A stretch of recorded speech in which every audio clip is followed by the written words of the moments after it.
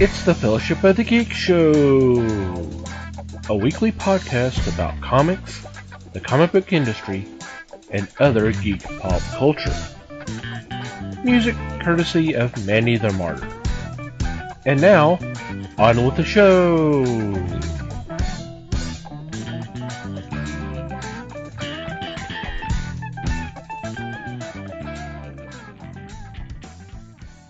Hey there, everybody. It's the Fellowship of the Geek podcast. My name's Thomas Chick, and joining me for this episode is Mike Marlowe. Hey, gang.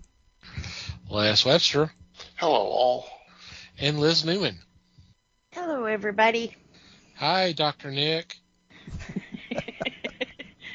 Hello, everybody.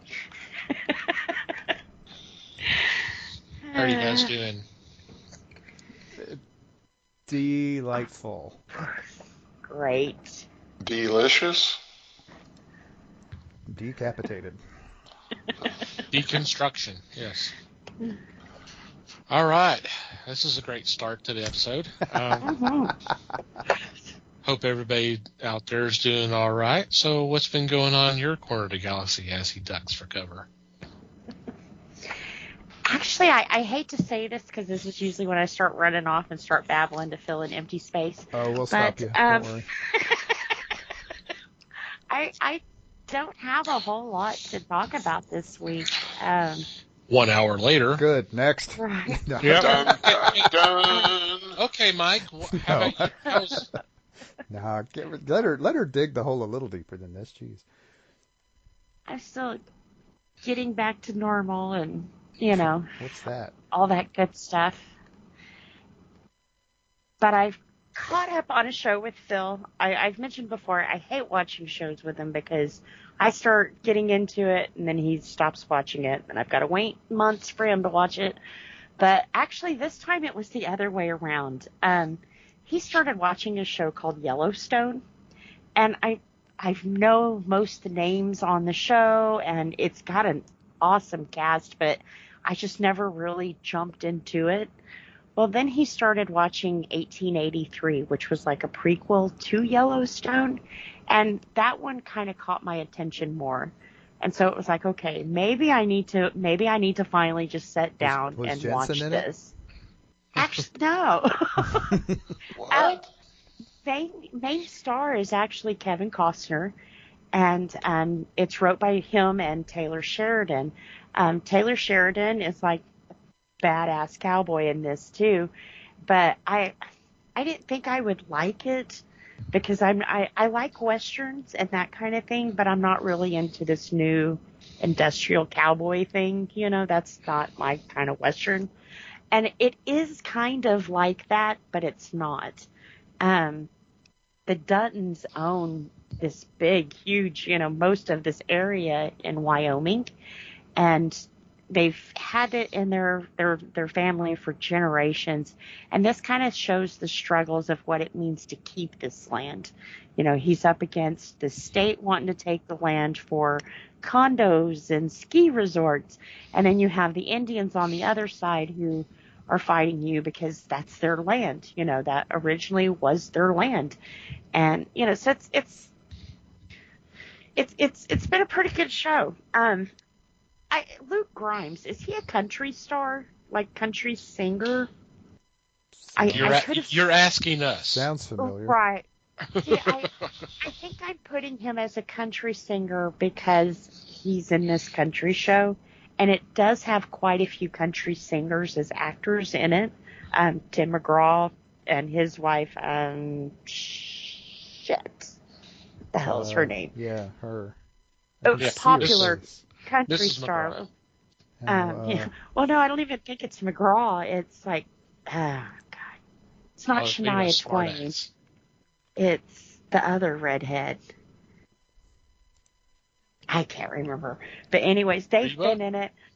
No, let me see, 'cause that's gonna drive me crazy now until I know. But you know, they've been in it, so I think I've kind of Faith Hill. There you go. I think I've kind of placed him as a country singer, and he's not. He's just played some cowboy parts and that kind of thing. But like I said, so far the cast has been really good. Storyline's been really good. I guess being in Texas, some of it is kind of interesting, because I'm not I mean, I was raised in the country, but I'm not a country girl. But living in Texas and as close to Fort Worth as we do, I know what the rodeo is. I know I don't like it. I know those kind of things. So it's not hard to keep up with this show. And it moves really fast. And each season so far has only been like 10 episodes. So they're kind of short seasons too. I don't know if COVID had anything to do with that or if that's just the way they're laying the story out. So, and send all your complaints to @LN_geek on Twitter. It's pretty cool. And he said, I haven't watched it, but I think I've heard Les talk about it. After watching Yellowstone, he started watching Outer Range. And he's like, it's kind of the same kind of, they're kind of the same kind of Westerns. So, which I guess I'm going to have to watch that one now because, God damn it, he was right about this one. I hate when he does that. But apparently he's not the only one because it's gotten really good reviews. They have a couple of spinoffs going off of it that kind of tells the whole story. Because after getting into it, it's kind of like, well, how did they get this land? And like 1883 showed you that. So I think Taylor Sheridan is doing a really good job of laying this one out and the timeline out. And I think he will continue with the spinoffs. I think there's two more I say spinoffs. They're not spinoffs. Like maybe they're prequels, little short snippets in time that he's going to show us that, So I think if he does it right, he's definitely going to keep the audience for a while. And with the Rapping Dead. That'd be pretty awesome. The name of our new band. Starring Ice-T. That's in Christmas. With The Walking Dead wrapping up, people will need a new show to get into. So I think season 5 starts in November. So plenty of time to watch it all. When he was watching it, they had it screwy. Some of it was on Paramount and the other part was on Peacock. But I think now Peacock got their shit together and all 4 seasons is over there now. So, yay. And I believe Peacock is one of the streaming services that you can watch for free just with commercials. You can have at least limited access to it. Yeah. Yeah. So, and of course, right before they start with the season 5, I'm sure they're going to replay this over again too and catch it on TV. But pretty good. I like it. So if you're a fan of that kind of stuff, because I'm not, and it's pretty good. And you like it anyway, right? So that says something. It anyway. Right. Yeah. Cool. I mean, Luke Grimes, he plays one of the sons, and he's yeah. I'd cast him in something. I How think convenient. actually, I didn't know this, but he was. I haven't seen it. I've never read the books, but he was the lead guy in 50 Shades of Grey. So No. definitely a little bit of eye candy He wasn't there. the lead guy. He was. Who wasn't? He was in it. He was one of the main. He was probably his like a friend or co-star. something. Yeah. Yeah, because I think it was Christian somebody or something. Was Yeah. the lead guy. I think that's the name of the character, but I don't remember what the name of the actor was. It's supposed to be Charles Hunnan, but he backed out of it.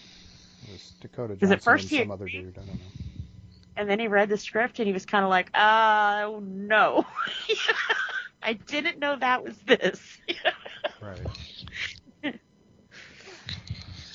You talk about the spin-offs. There's 1883, but the next one is called 1923, and it's supposed to star Harrison Ford and Helen Mirren.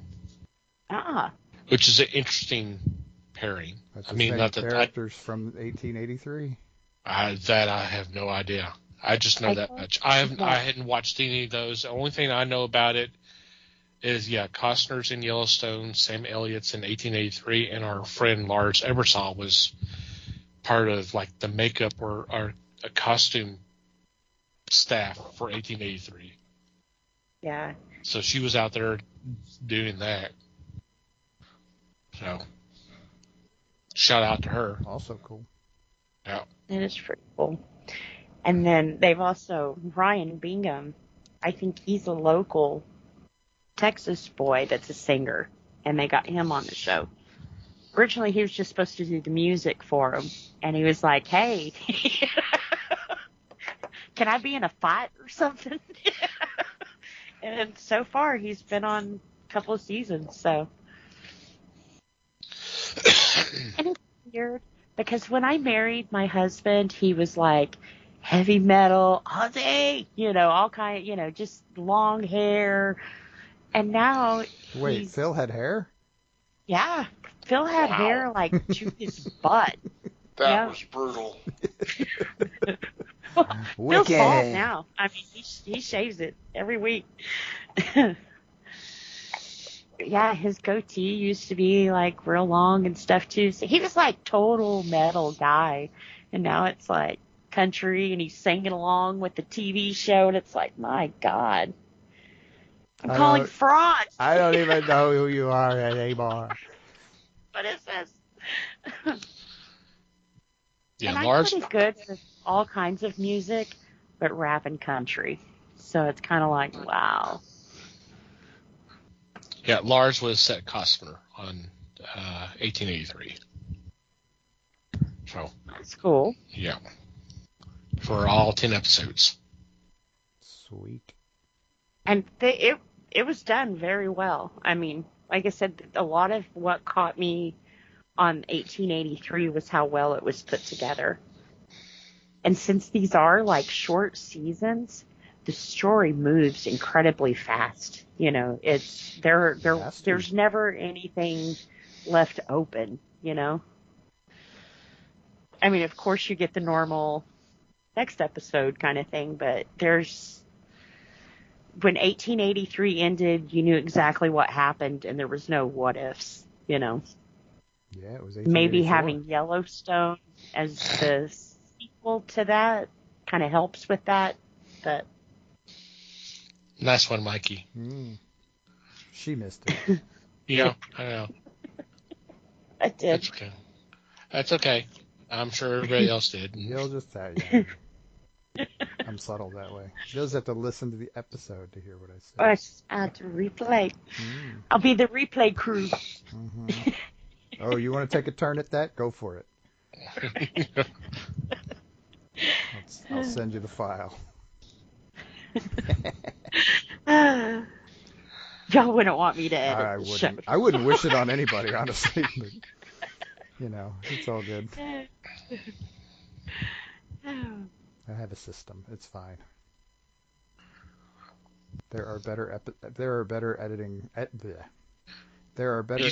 episodes of podcasts out there by other people, and that's it's fine. Not professional. I like your show the way it is. Yep. Yeah, that's pretty much all I have. Well, one other thing. I think Columbo's here now. It's everything. Oh, no, wait, hang on. I thought of that because I have the TV on pause on Netflix. Stranger Things just popped up as, But that kid I was telling you guys about who played Eddie Munson, I think he did have another canceled performance. So I think the kid's just done with Comic-Con. So... Weird. But then I had a friend actually in one of the panels at San Diego Comic-Con. Jason Vale, the guy that I was telling you guys about, that we tried to get him on our show and we had communication problems, I guess. I don't know. But he makes movies and stuff.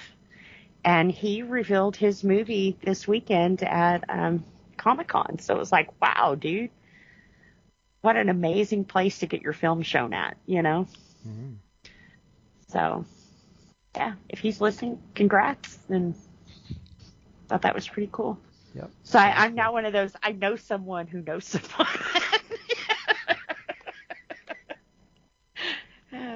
Well, I know him because you know him, so. Yeah. And actually, Les, I think you did meet him. He did the, was it, oh goodness, Texas Zombie Wars? Oh, yeah. Yeah, he was the guy who did all those. He came to the shop one time and dropped a bunch off and talked and signed some and that kind of stuff. So it's kind of neat to see. He keeps getting further and further and further. So it's like, you go, guy. It's a hard industry to break into, so it's kind of nice to see it happen, you know. That it is. Mm-hmm. Yeah. My turn? Yeah, I guess so. Cool. Yep, that's it. Awesome. I turned my ADD off. Yeah, right. Yeah, we're still looking for that switch. But anyway. This is kind of a funny one. Funny as in odd, not funny as in ha-ha. So I was on Tubi looking for a documentary to watch for this week. And this is labeled as a documentary, but man, I didn't find any parts of documentary in it. But it was fun anyway. It was a hoot. It is called Trailer War. And it is basically really just a string of movie trailers strung together. It's almost 2 hours long, so it's kind of a lot of them. But they're not really just, so they really kind of are just any movie trailers. But this was actually put together back in 2012 by Alamo Drafthouse. And so it's a lot of really friggin' weird movie trailers. Weird trailers for weird movies. And it runs the spectrum, too. It runs it's stuff all the way back into the 50s, up through the 80s, and maybe even some 90s. Sometimes it's hard to tell when these things were made. But there was a bunch of just weird-ass movie trailers strung together. And it was actually kind of fun to watch because it was just, you never know, you couldn't know what was coming next because they're not organized in any way. If they're organized, it's to make it chaotic. But any genre you can think of movies that you might see at an Alamo Drafthouse, it's there. It's mostly older stuff, mostly aimed for older movies, but it was just all kinds of crazy shit in this thing. It was fun. Huh. And that was on Tubi? It was on Tubi. I find a lot of weird shit on Tubi. It's kind of cool. I'll have to check that out because you guys do mention that a lot. You're still not on Tubi? I'm not. I've too much. Wow. Holy crap. You realize it's free, right? Right. Which apparently is the one criteria you don't follow for joining a streaming service. I don't think they have an option to turn commercials off. And I think that's kind of what's kind of kept me from Tubi. With my ADD, it's hard to stay in a show. So then you add commercials into it. And I'm like, la, la, la, la, squirrel. Oh, but you watch something like this, that don't make no damn difference whatsoever whether you get pulled out of it or not, because it just goes back in with another random ass movie trailer. So it's fine. Yeah, you really never skip a beat because there are no beats in the damn thing. It's great.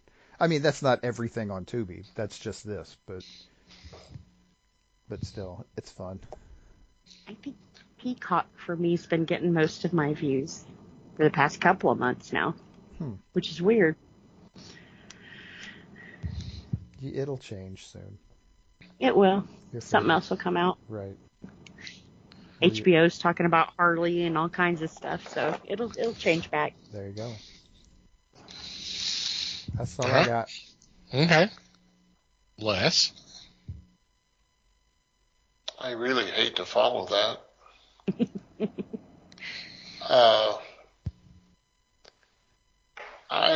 wasn't into much of anything this week. I watched a lot of YouTube. I'm sorry.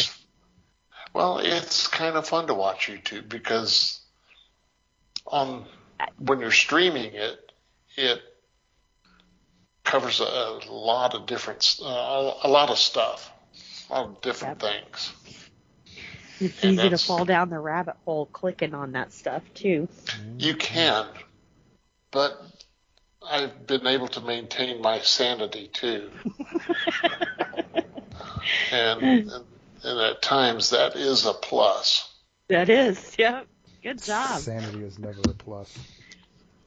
Well, so that's essentially what I was looking at, was just goofy stuff on YouTube. And happy that I watched all of it that I have. Because it can be informative. It can be so freaking stupid that it appeals to me.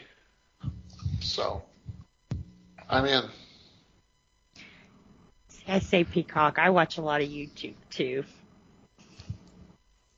Just random stuff half the time.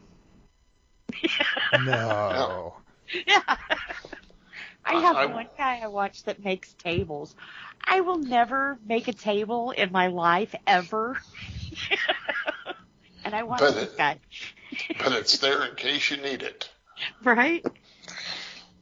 Got all this random You stuff watch in my head now. you watch the video of a man making a table? You can watch your husband do that. I know. And you can pay him for it.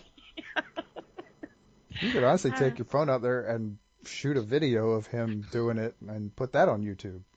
I have tried to talk him into doing that because some of the projects that he works on, when he gets, I mean, he's pretty talented. I won't float his head too big, but I told him, I said, people pay big money for this shit just to watch what you do.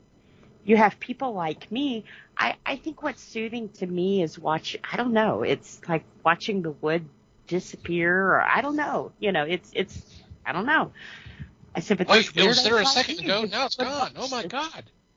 Well, they start off with like this big burl of wood, you know, and the next thing you know, it's this beautiful table with all kinds of intricate cuts and stuff. It's like, how the hell do they do that? It really sounds like you fell asleep in the middle of this video or something. Yeah. Well, when they put this thing on the lathe, though, and they start filing it down. I'm kidding. I guess that's like, what do they call it, ASMR or whatever it is? Yeah. Where it's just soothing, you know. Yep. He's not talking or anything, so it's just him making a table. Or he works a lot with resin too, and so I told Phil, I said, we should do this. We could make money off this. But we could. Also, it would be great advertising for his side gig. Yeah. Yeah, he's like, I don't know about that. He just doesn't want to be on camera. Yeah, so I told him, we'll fix it. You won't even have to say anything. You just be the face, and I'll tell everybody what the hell you're doing. Yeah, just keep the shot basically head down. And right, keep it on his hands, what he's doing. And I've watched enough guys making tables that I can tell them what he's doing. Right. Wow. In worst case, you talk about it before you start, and that way he's telling you what he's doing, and you can narrate it for him. It's no big deal. Yeah. Maybe explain the more intricate stuff, but just don't ask him while he's doing something, saying, "Dear, what are you doing now?" Yeah. I suppose when he works, you have to stay away because he's like, well, I could tell you about it or I could just do it. Kind of person. So it's kind of like, okay, then you do it. I'm going back inside. You need some tea? But yeah. I want some cheesy poofs. I'll have to tell him. Guy said it was a good idea. Yep. No, wait. Don't start blaming us for this stuff. Yes, honey, the voices in my head said it was a great idea. Les said it was a wonderful idea, and you should start up today. And Les is never wrong about these things. Yeah. 2 out of 3 geeks agreed. Mikey and I just agreed it was Les's idea, and it was great. And now the beatings shall commence. And 3 out of 3 can't agree with each other. Only until morale improves. All right. I've been filming secretly. Oh no, that's dangerous. Well, see, we just put up cameras though, so I probably could do that too. Yeah, Amazon Prime Day. I've got fever, and I thought we needed a home security system. And more canned bread. We've got 6 cameras around the house now. And a new Alexa. Oh boy. Alexa, play Baby Shark. Don't do that. You can't shut her up when she starts. No, don't go there. Alexa. You can change Alexa's name, or the name that she responds to. Yeah, but they're all like cornball. They won't let you pick the name that you call her. Oh. What, is Alexa or a cornball? That's what I was thinking, that you could name it cornball. Yeah. That would be awesome. You can call her like computer or something else. And it's like, nah. I thought it would be cool. Thomas had posted a picture that they're redoing the old Batman radios. And I was like, that would be perfect for an Alexa, And you could go, hey, Oracle, turn the light on, So, but yeah, you can't change it to that.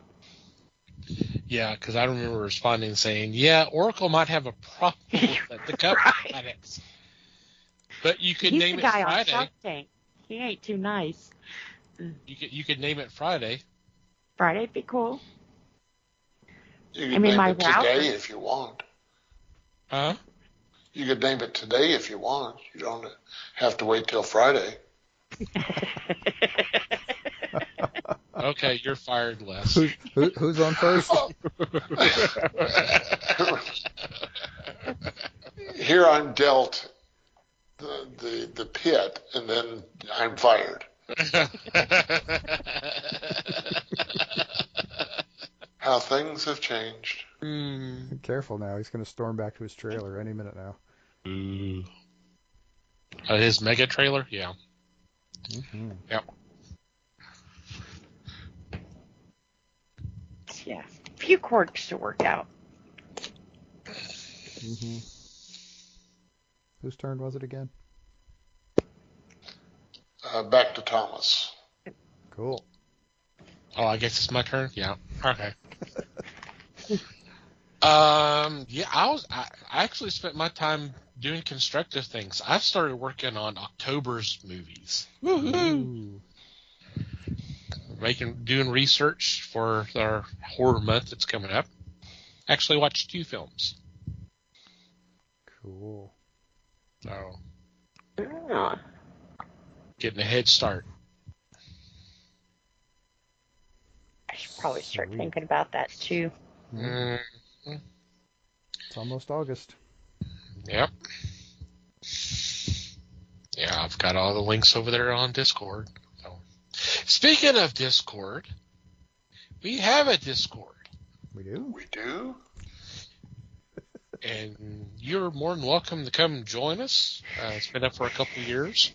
We post news items, memes, videos, of course, with San Diego happening just the last couple of days. We've posted a lot of news items that came out of there, stuff for discussion. We'll have some activities, do like a movie night or something like that. Y'all are more than welcome to come join us.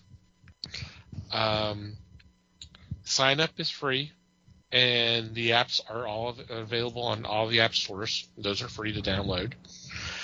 We do have our invite on our homepage, www.thefellowshipofthegeeks.net. So come join us. Yeah. I'd say we have cookies, but they're digital cookies. Mm-hmm. They don't really taste the same. They probably have a mark to not accept them, so. Probably. Yeah. Yeah. Alrighty. It is that time again. It's casting call time. We do these every other month. What I'll do is I usually come up with some kind of concept. Most of them are comic book related. Some are not. And I'll set up something, either be a movie or a TV show. We've even done an animated show. We even did a movie serial earlier this year. We did a Raiders Lost Ark as a 1939 movie serial. So what we do is I'll set that up, and then I'll assemble a cast of characters for the four of us to cast our choices to play those roles. And for this week, to celebrate the 60th anniversary of Amazing Spider-Man's debut, I decided that we are doing a 1987 movie. And I kind of picked that time because it was right around that time.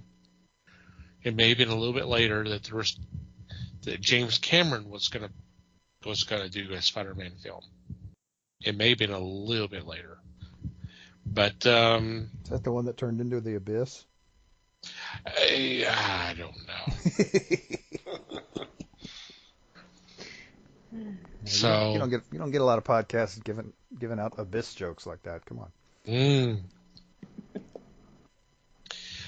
So with that, we are doing an Amazing Spider-Man 1987 live-action film. So who would like to go first, and who are you casting first? I'll get mine out of the way by saying, casting this in 87, most of the people on my list were probably hanging in my bedroom as a tween. So, Nothing wrong with that. Peter Parker.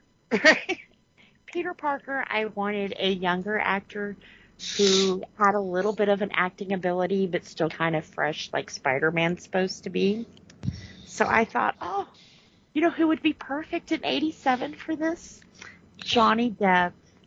God. At this point, he would have been doing on Jump Street, but he had a little bit of movie experience with Nightmare on Elm Street, so I think he would have enough experience to be able to do a movie and have the range to be able to play that. So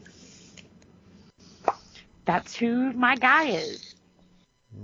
You're just lucky I didn't write in Mary Jane as Winona Ryder. Not yet, anyway. But yeah. Okay. Not the way I would have gone with that, but that's okay. Okay, Mike. Oh. Since you've made a comment, would you like to? Since I was a damn fool enough to have an opinion already. Sure, yeah. I'll go next. I kind of went with the very similar mentality. I did not come up with Johnny Depp out of that. I actually came up with Christian Slater out of that. Almost. And then I almost cast him later for someone else, and I was like, no, don't do that. I had a backup choice for it, too, in case I changed my mind. But okay. Who's the backup? Michael J. Fox. Okay.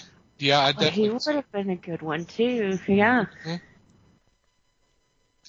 I like both of those. Like I said, I almost had Christian Slater slated for him. But then 21 Jump Street popped it in my head. And it was like... Slater slated. So okay. bad. Guy. 2/3 of a pun. Yeah, not the good third, but anyway. PU.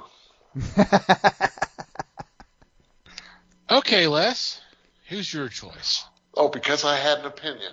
Okay. That's how we're doing She this said tonight. his was stinky. Yes. Also, we usually go in this order, but it's cool. Yeah, pretty much. To me,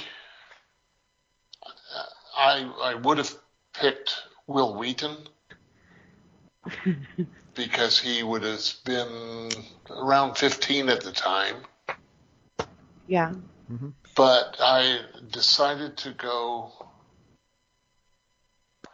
with John Cusack because he can go nerdy on you. Okay. Yeah.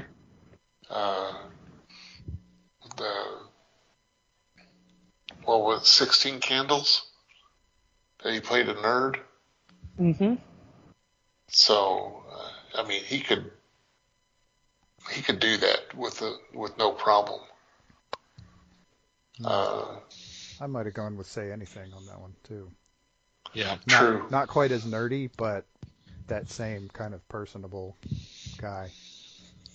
Yes. Everybody likes him, Yeah. sort of thing. And He's always been the cute, nerdy guy in most of his films, though. Mm-hmm.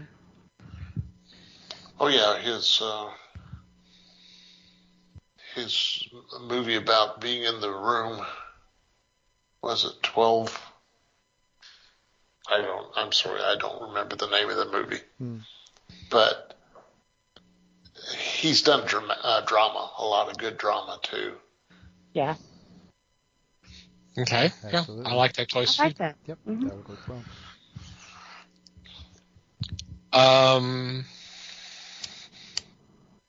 I kind of had a hard time with this one until I saw a picture of an actor, and I was like, duh.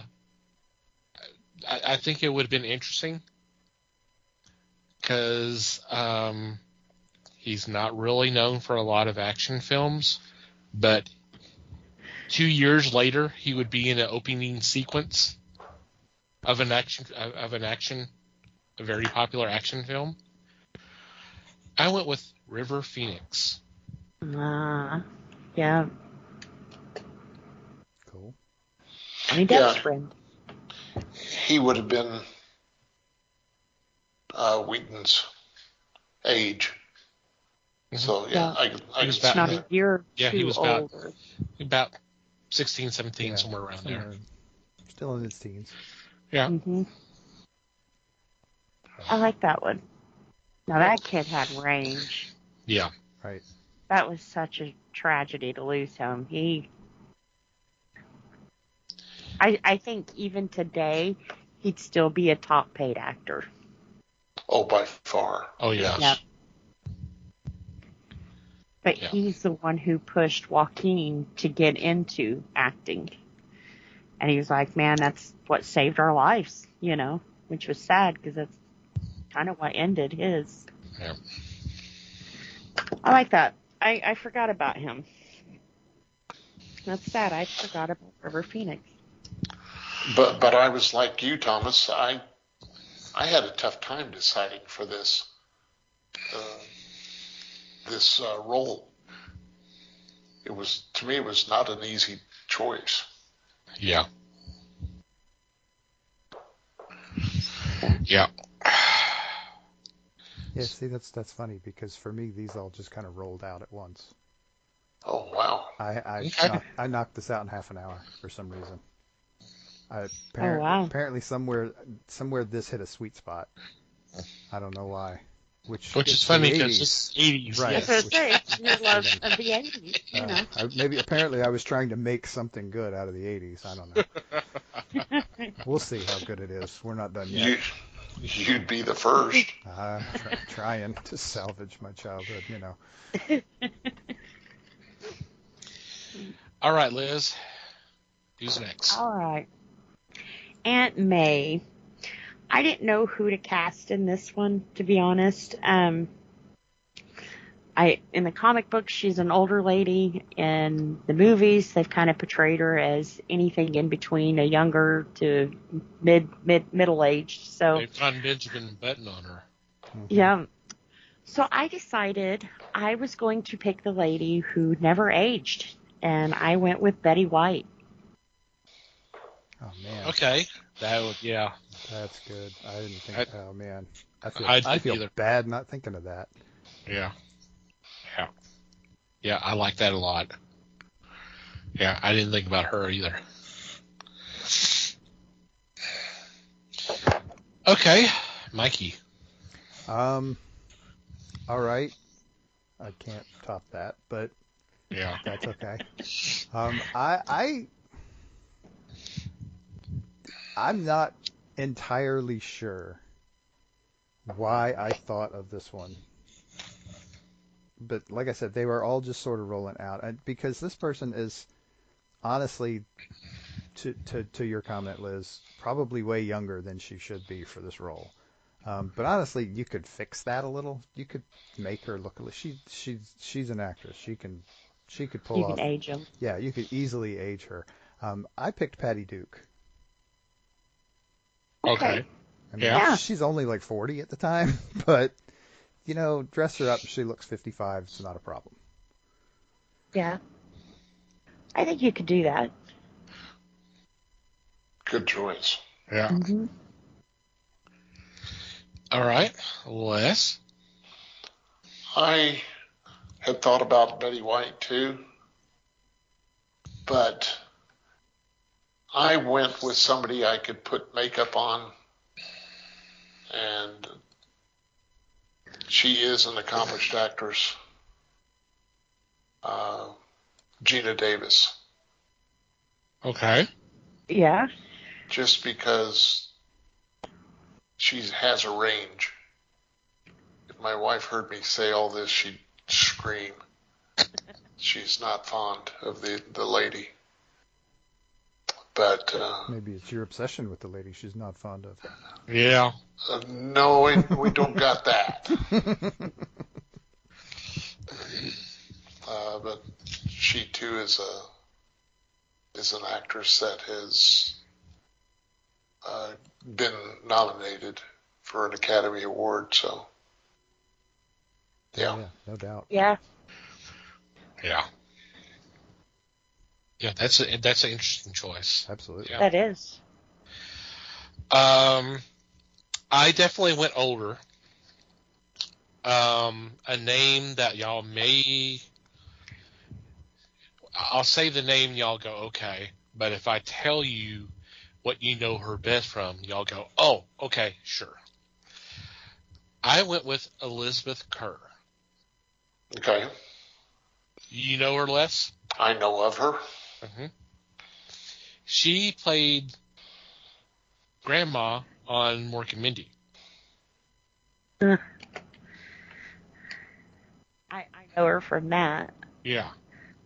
So I don't know why I thought of her, but it just kind of hit me. I was like, okay. Well, even when you look at her face shot that they use, the little outfit that she has on with the pearls, and that's Aunt May right there. Yeah. Yep, that could work real well. Mm-hmm. And it's cute because they have another face shot for Happy Days, and she's basically in the same outfit, just facing the other way. That is so cute. She got a lot of wear and tear out of that shot. She did. I like that. Yep, cool. All right. Okay.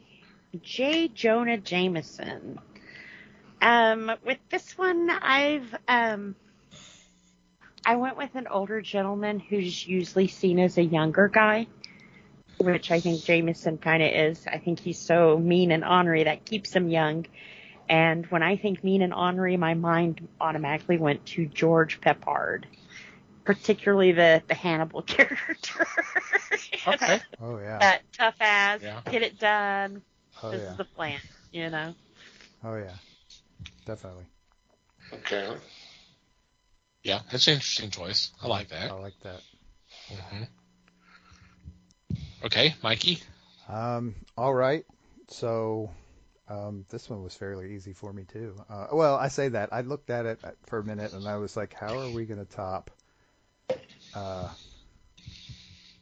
Simmons. Yeah, J.K. Yeah, Simmons. J.K. Simmons is awesome. I mean, and top is I mean, I didn't really think I needed to do better than J.K. Simmons because that ain't gonna friggin' happen. Right.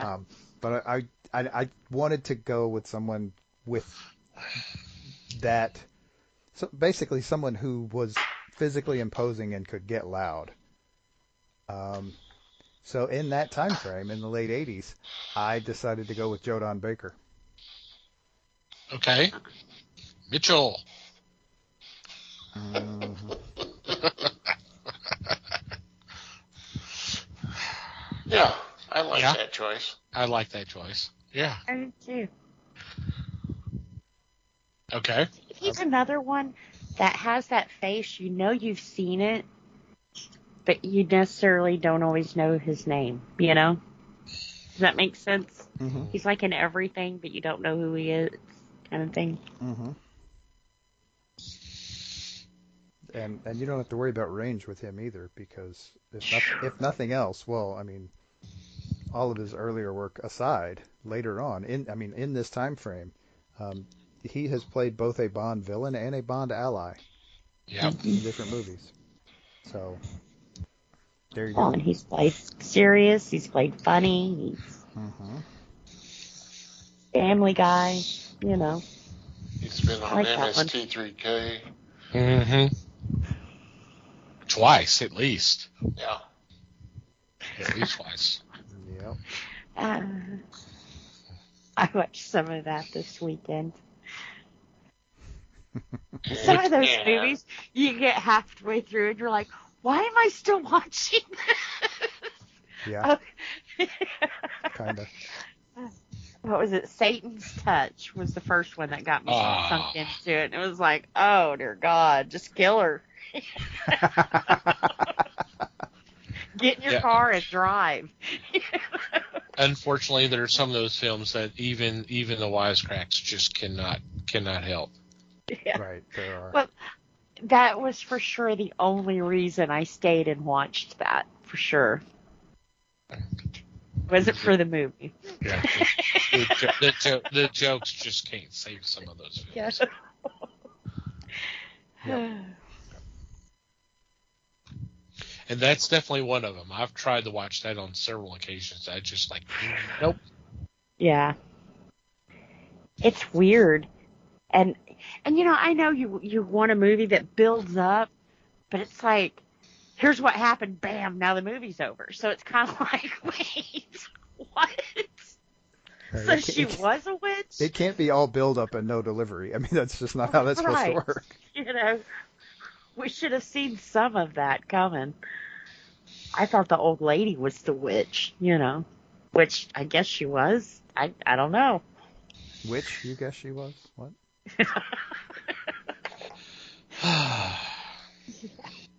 Yeah. Save us, Les. Yes, please. As long as no one brings up Hocus Pocus 2, we're okay.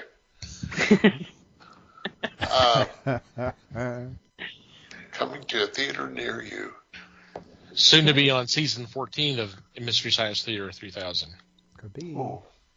Oh.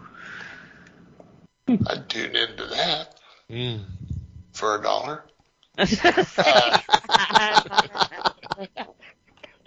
Oh, damn it. They're going to be saying that all week. Oh, God. Speaking of 1987, huh? Yeah. I picked a man that has, and I agree, Simmons was perfect. He looked like Jameson. He sounded like Jameson. I picked a man, though, that... You read it in Simmons. Mm-hmm. Yeah. I picked a man that's been a superhero twice. He's been a supervillain. Michael Keaton. Okay. You have a bombastic voice in someone that doesn't take any crap, yet you know that he's a character that's not to be messed with either. Yeah. Yeah. I like that. Yeah, I do too. I'm down. The Batman trying to find the Spider-Man.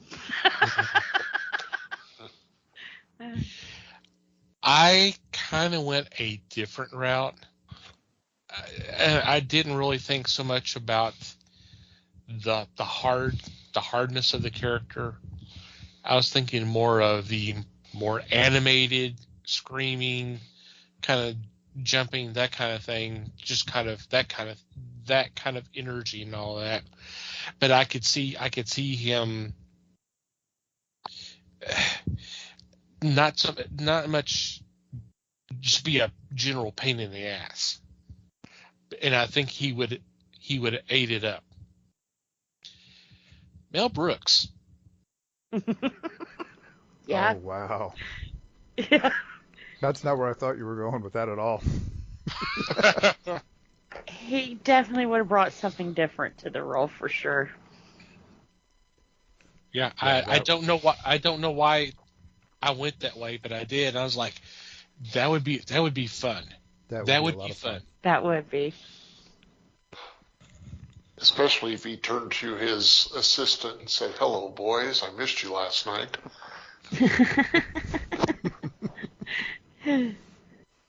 Right? Can we get her to play Brady Brant? That's what I want to know. You could. Who is next? So, Liz, who's your choice? Well, Not that. actually, I went with Kate Jackson, Charlie Angel. Okay. Oh, yeah. Yep. I think she kind of has that pretty girl next door, but can be sexy when she wants to be looked. But also, I don't know. I kind of read Betty Bryant as, I guess, in her later career, more as kind of like a Lois Lane. And I kind of think Kate Jackson would have worked as a Lois Lane, too. So. I can see some parallels for sure. Yeah. Interesting. Yeah. I wouldn't have thought of that, so that's cool. No. Yeah. Okay, Mikey. All right. So again, trying to, for some reason, like I said, I was in the late '80s, and for some reason, one of the one that the person it took actually I say they all came quickly. This one it took me a minute to figure out something out. I struggled with this one just a tiny bit, but I ended up picking Penelope Ann Miller. Okay. She was in one of the Pacino movies in that time frame. I forget which one off the top of my head. Carlito's Way, maybe? Yes. Yeah. Yep. She was also what's her face in The Shadow a few years later. Margot Lane. Yeah, Margot Lane. And she's done she was in a string of pretty big movies there for a while, and she's done a bunch of other stuff too. Mm-hmm. In which some of it she proved she can act. So Yeah, I like her. Yeah. Yeah, I think it would be fun. That's a nice choice. I hadn't thought about her. I'm with you there on that, though. Good choice. Yep, I like it. Alrighty, Les? Well, for the liking of everybody, I went with somebody that was younger, and the people that have been spoken of were not really all that young at that time. Miller is what? She's what, 55, 60 years old now. Yeah. So 35 years ago, she would have been 25, we'll say? Yeah. Okay. Problem with that is Betty Brant is a love interest of Peter Parker. Peter Parker's in high school. To me, you have to go somebody that's either just out of high school or is working now to get out of high school, whatever. And I guess it was Michael's thought process, I went with Winona Ryder. Ah. I love that choice. I bet you do. Yeah. Yeah. So to me, it was. She'd be good for my Spider-Man. I don't know how to take that, but okay. I wouldn't take it sitting down, that's for sure. No, I definitely wouldn't take it, yeah.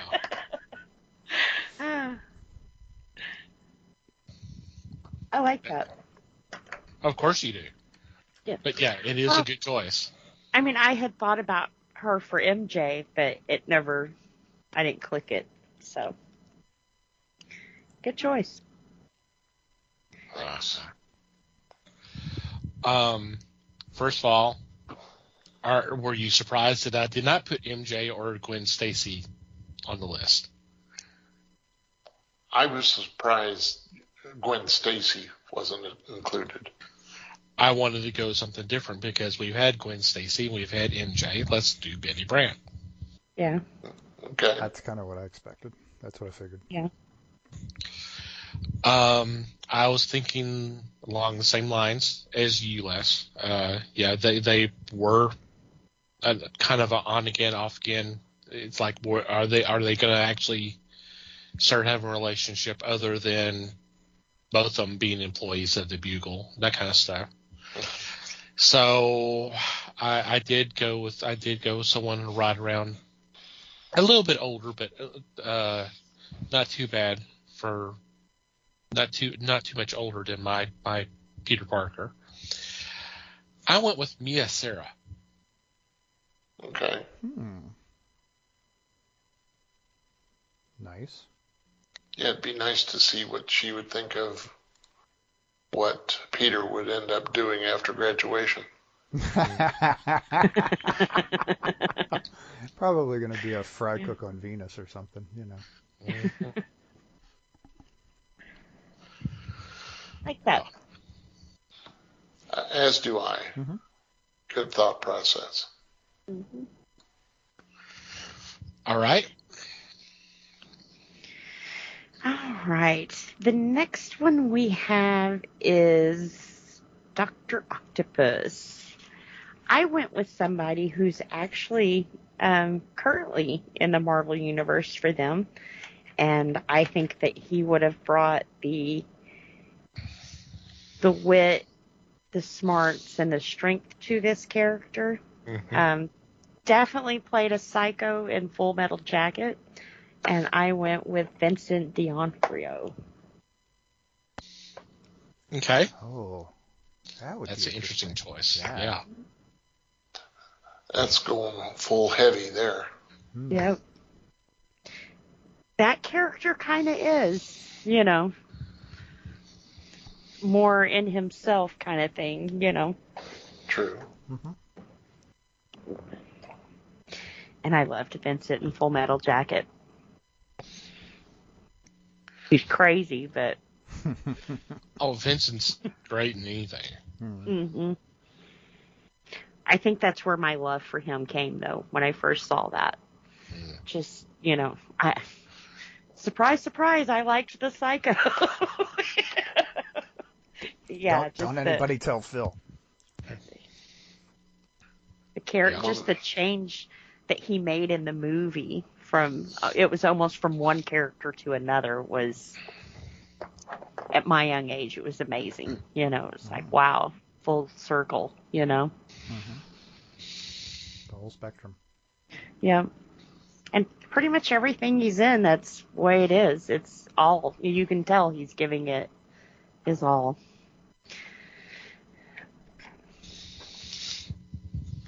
Alrighty. Mikey. Okay, I went a very different direction in this. Not because I wanted to change the character or anything, but I wanted to give it a different dimension. I wanted to give somebody in that time frame, somebody specific, I wanted to give this guy a chance to do something serious and try to play crazy and see how it turns out, because I have a feeling it would work really well. I picked John Candy. Ooh, okay. I like that too. It tends to work well when the funny guy tries to play dark. Mm-hmm. Because there's a lot of darkness in comedians, for better or for worse. I thought, let's see John Candy's darkness, just for one moment. Think about the guy he was in Planes, Trains, and Automobiles. Kind of a twisted, not twisted as in crazy, but he was happy on the outside, but on the other hand, it was this guy who was, lost his wife and was sad, and here it's Christmas time. So the way that he was able, he played a very serious part when he needed to also. Mm-hmm. So it wasn't always ha ha ha, Mm-hmm. Right. So he got to act the damage. Yeah. Which was that was actually kind of what I was thinking about this. This is kind of where I got that from. And he did the damage well. Let's see him take that a step further. Yeah. I like that. That would have been fun. Yeah. Good choice. Definitely. Okay, Les? Well, I see Dr. Octopus as somewhat of a nut, a crazy person. So I went directly to the person that reminds me of crazy the best, and that's Alec Baldwin. Again, that's not where I thought you were going with that.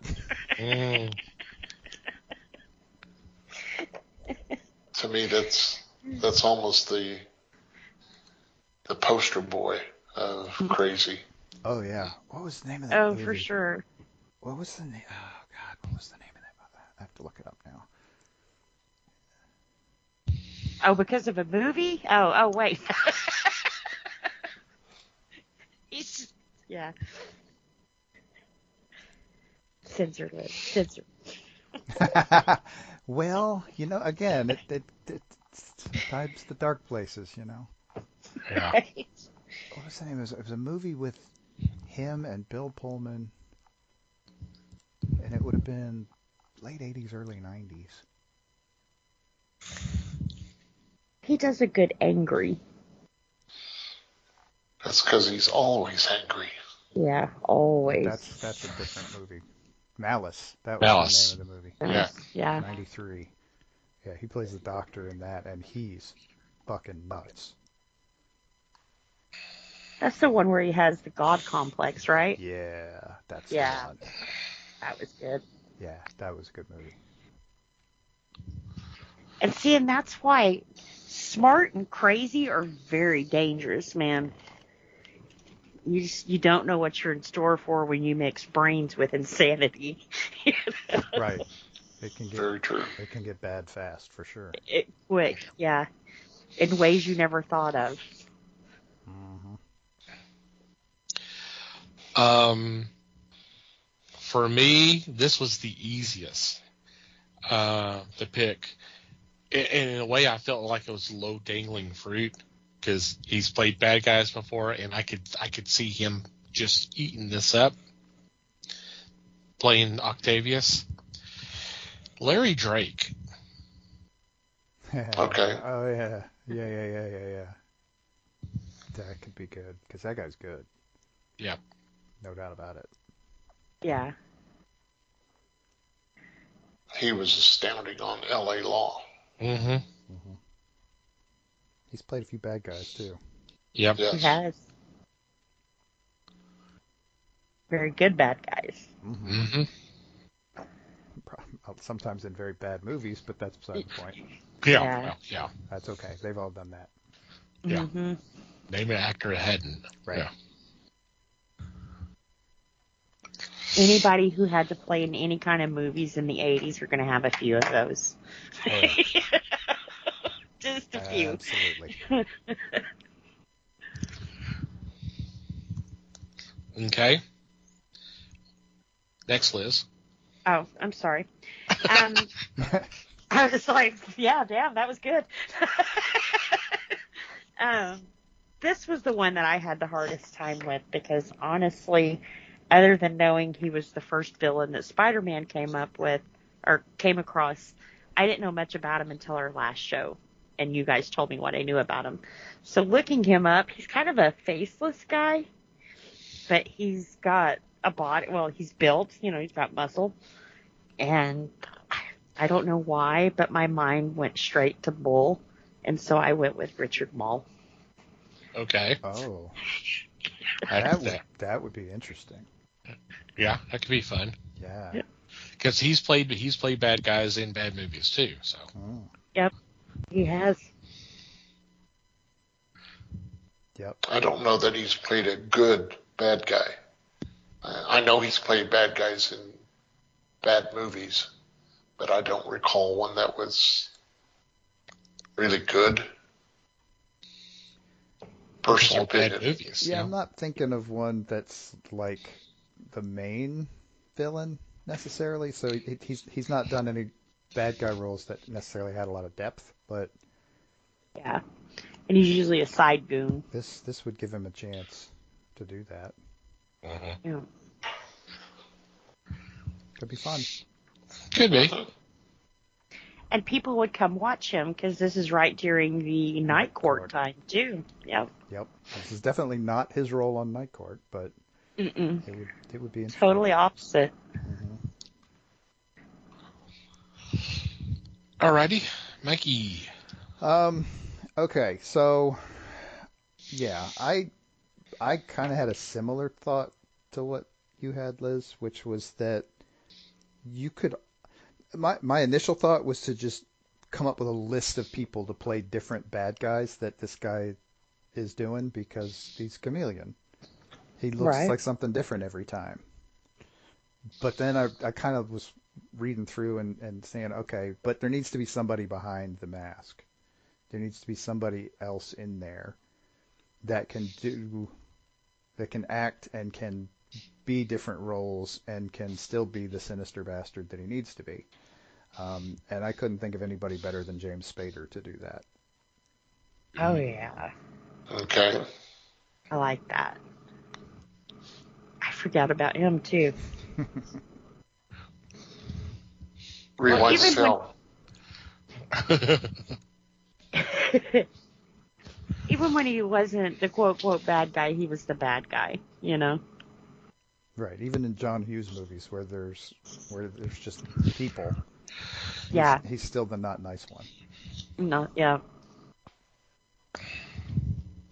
I like that. What was the sword and sorcery he was in? David Spader. Oh, I'm sorry. James I'm sorry. Spader. I'm sorry. James Spader. James No, Spader. I was still hooked on phonics. No, Richard Mall.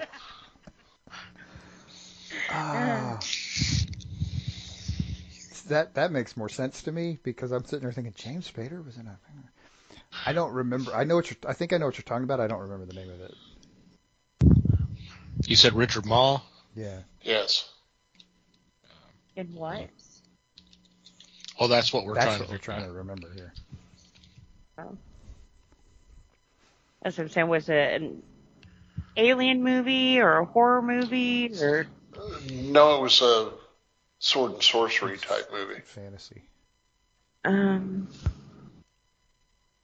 think that's what it was. It was the Sword and Sorcerer in 82. Oh God, it can't be that simple, can it? Yeah, it may be. Sword and Sorcerer. Well, he was also in The Dungeon Master. which I don't know is so much a sword and sorcery, but yeah, I think it might have been the Sword and the Sorcerer. Well, I know I will sleep better tonight.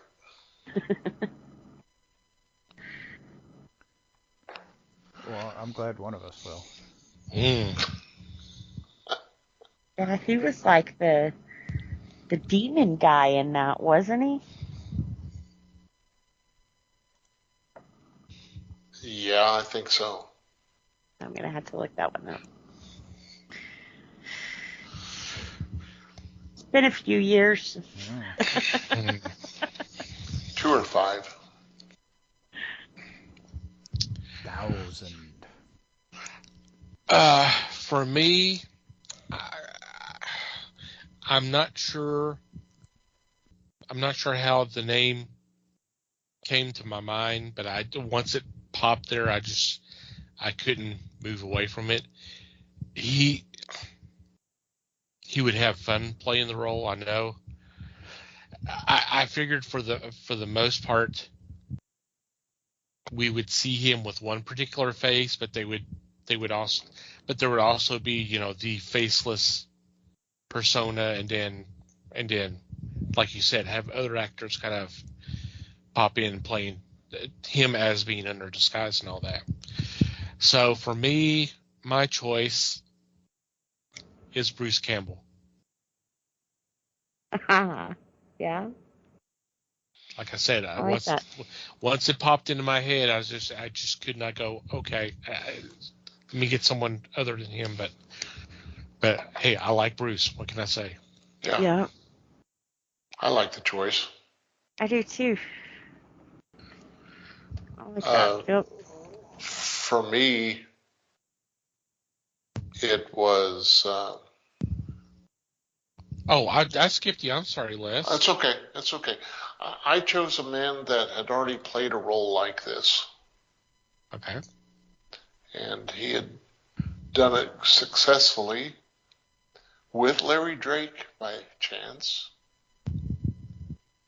Drake was the villain, and that was, Liam Neeson. Liam Neeson as Darkman. Yeah. I definitely could see that. Mm-hmm. Oh, yeah. With that mask and that voice, yeah, that would work. Totally. Mm-hmm. That would totally work. Mm-hmm. I like it. I like it.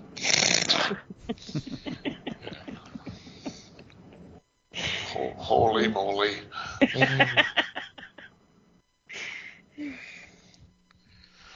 All right. All right. Last one, right? I guess this one also was kind of hard for me because anytime I think of Green Goblin or Norman Osborn, my mind automatically goes to William Dafoe. And it's like, well, I can't do that. I mean, although he could have done this in 87 too, but, I won't do that. So instead, I kind of went with a guy who, to me, looks very similar to William Dafoe.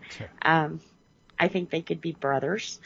And so I went with Richard Dean Anderson, which, of course, is our MacGyver, or Stargate. Oh, wow. That would have been an interesting choice. That would be very interesting. But doesn't he kind of look like William Dafoe? Kind of. They said it could be like really. His son or his brother. Or, they have about the same color hair, and that's about it. Yeah. Well, it's something about the bone structure in the face too. Maybe the chiseled look. I don't know what it was, but especially I'll take your word on that, Anderson. Liz. Yeah. It's definitely an interesting choice. Yeah, no doubt about it. Yeah, I could see it. Yeah. Okay, Mikey. All right. I went a little different direction than that. I went with someone who has a little more experience playing the sinister character, and kind of he's been in roles where he's been in leadership roles too. So I think that would make an interesting. It would reflect in the character in an interesting way. I went with Jürgen Prochnow. Ooh. That would be interesting. I thought so. That definitely is stepping out there. A little.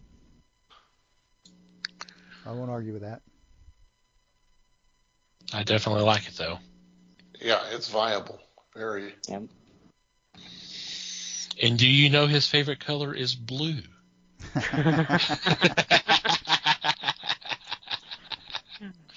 Mm-hmm. Okay, Les. Let's see. Okay. A studied actor, done multiple movies. I went with Robert Redford. Ooh. Just because of his demeanor. Something that he's a character or an actor that will play it to the hilt. And of course, I'm referencing the movie he did with, Yeah, that one. Barbara Streisand. Out of Africa? No, Okay. It wasn't Streisand.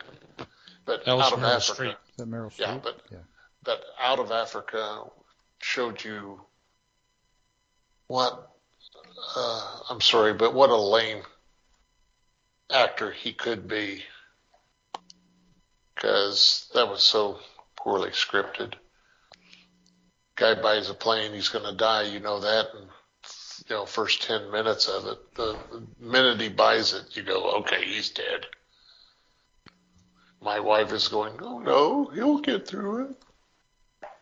So, guess who had to sleep on the couch that night? I was going to say, tonight might not be out of the question either, because you're not really painting her in a great light tonight, dude. No. Good thing she doesn't listen to the show. True that. Or does she? I was going to say, hopefully she's not listening at the door. Well, there's that, too. If any of you tell her how to get hold of this, I'm going to kill you.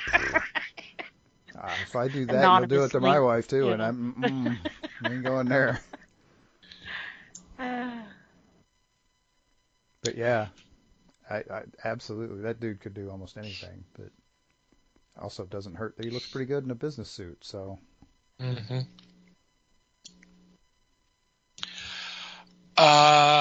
For me, I had two choices, and I couldn't decide which one. Which one do I say? Okay, you don't get the role. I'm giving it to him. What's your second choice? Just curious, just to see how. Yeah, I'm for the build up. Second choice was Rutger Hauer. Oh yeah. Okay. Because he could do it all. I mean, and he has done it all. He's done it where he's a bad guy, but he's in a corporate suit, but he's also been, the more animated bad guy too. So, the other one, God, that's all he's known for is being the bad guys, and he does it. He did it so well because he's no longer with us. It's funny that you mentioned Mystery Science Theater 3000 because I happened to be watching, and one of the films that he was in was on, and I was like, oh, he's playing a nice character, and then it's kind of nice to see that he can do that and do it real well. My first choice is Richard Lynch. Okay. Ah. Because God, that's all he did in the 70s and 80s was the bad guys. Yeah. Because he does it so well. Yeah. He does. He's another one I was saying earlier about has that face. Mm-hmm. When you see it, you're like, yep, something bad's about to happen. Pretty much. Yep, I that's like a that. good one. Yep. Did anybody decide to do any other castings, or are you just stuck with those? Oh, I got a couple and just more. a little FYI, Richard Lynch was also in The Sword and the Sorcerer. Don't. Comes full circle. It did. The connections will never end. Please don't say never-ending story. I wasn't going to bring that up, dude. Okay. I know better. I don't want to see you cry again. No. No, that's Iron Giant. No, that's a different kind of crying. Iron Giant is the good kind. It's a good cry out. But yeah, I got a couple. Okay. Actually, I got a couple. I got too much stuff here. Okay, one. My backup for Green Goblin was Michael Ironside. Oh, of course. Okay. I mean, because you just can't go wrong there. But I think Right. Brocknow would be a little more interesting. When you talked about Bruce Campbell, I had to mute myself. I was laughing so hard. But that's because I actually almost cast him in that role too. Oh, really? Yes, and because I had the same thing you did. I sat down to do this, and the first thing I thought was, okay, how am I going to get Bruce Campbell into this? But I realized what the connection was. I realized it was a Sam Raimi connection. Mm-hmm. The Spider-Man, Sam Raimi, got to have a Bruce Campbell appearance. So I actually dropped it. For a second, I thought about putting him in that chameleon role, and I was like, no, I want somebody a little more sinister. So that was how I got to James Spader. But okay, so new roles, different roles. I thought it would be fun. Well, I actually thought of the actor before I thought of the character, but I thought it would be fun to throw Flash Thompson in here just for chuckles. It wouldn't have to be a big role or anything, but you have to give it to Thomas Wilson. Okay. Because there's no reason not to get Biff into this. And if there's a role that's built for him, it's that. The big bully. I just kind of had to stick that in there. The other one was after we were talking last week. Lizard was still in my head. Yeah. So I cast Lizard / Kurt Connors. And the first person that popped into my head for it was William Atherton. Oh, wow. Okay.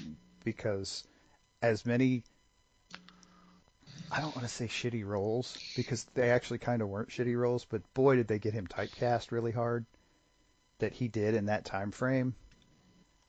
I think this would have been a fun role to give him, almost to kind of balance some of that out. Because, yeah, he's a bad guy in this. But, again, like I said last week, he's almost a sympathetic one because there's so much difference between Connors and Lizard. And if you play that up a little bit, you get to let Bill Atherton do both in the same role, and I think that would be fun. I think it would be fun to watch. I like that. Yeah. I do too. Nice thought process. Mm-hmm. All right. Anybody else? Not here. No. I bow to the master. I had one, and he was actually on the list at one point, but I took him off the list. Since I had Norman, I figured we need Harry. So, and for that, I was gonna cast Emilio Estevez. Oh. Interesting. And that was one of the choices I had for Spider-Man. Oh, cool. Nice. So interesting. Fun list. Mm-hmm. Yeah. As usual, some very interesting and great choices. It's always fun to do these because, you know, I get set on a certain actor or something like that, then y'all will come up with someone that's like, why didn't I think of that person? It makes sense. And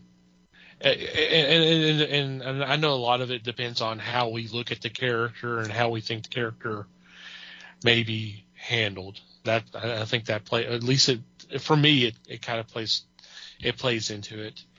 But it's always cool to do these. It really is. Yep. It is. Something I do want to say, I was trying to think of a comedy list for this also. And I could only come up with one really good one, I thought. Uh-huh. And that was for Jameson. Uh-huh. I would have put in Arnold Stang. Okay. Just because I want to see him rant and see how he pulls Top Cat into this movie. Nice. Yeah, that would have been fun. All right. Well, guys, I hope y'all enjoyed these casts and calls like we do. We're always open to hear some of your suggestions. So if you want to send them our way, definitely do that. Tune in toward the end of the show. We'll give you all the ways you can communicate with us. But definitely see them. Send them our way. We would love to see them. Yep, that'd be fun. Yep, that would. Please. All right. Any final thoughts before we take a break? All thought out. Mm.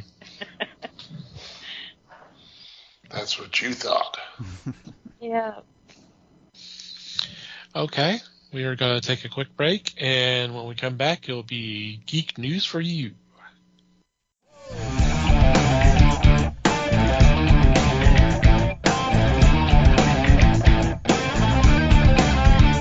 And we're back, and it's time for Geek News for You.